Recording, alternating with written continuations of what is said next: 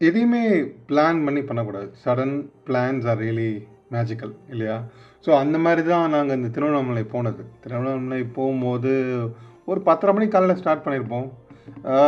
As usual நம்மளுக்கு lunch டேரெக்டாக மனோஜ் பவனில் போய் ஒரு ஸ்டாப்பை போட்டு ஃபுல் எனர்ஜியோட கும்தாவாக லஞ்சை போட்டுட்டு அதுக்கப்புறம் ஒரு 3:30 அந்த மாதிரி டைம் இருக்கும்.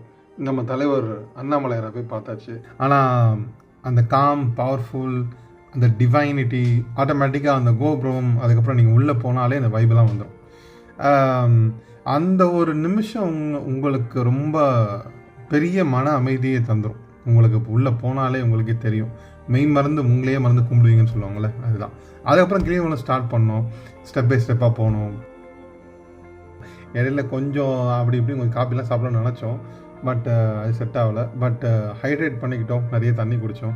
தண்ணி குடிச்சிட்டு திருப்பி ஸ்டெப் ஸ்டார்ட் பண்ணுவோம். எங்கேயும் உட்காந்துடாதீங்க. கிரிவலத்தில் நடக்கும்போது உட்காந்திங்கன்னா கால் பிடிச்சது தான். 14 கிலோமீட்டர்ஸ் வாக் பண்ணது பெரிய விஷயமா தெரியல. முடித்த பிறகு நம்ம திருப்பி அந்த கோபுரத்தை பார்த்து ஒரு கும்பிட்டு போட்டுட்டு அந்த இடத்துல ஒரு தேங்காய் உடைச்சிட்டு சாமி கும்பிட்டுட்டு வெளியே வரும்போது அந்த ஃபீல் இருக்கே, சான்ஸே கிடையாது. போகணும், கும்பிடணும், ஃபீல் பண்ணணும், அனுபவிக்கணும், வரணும். அருணாச்சலாய நமக.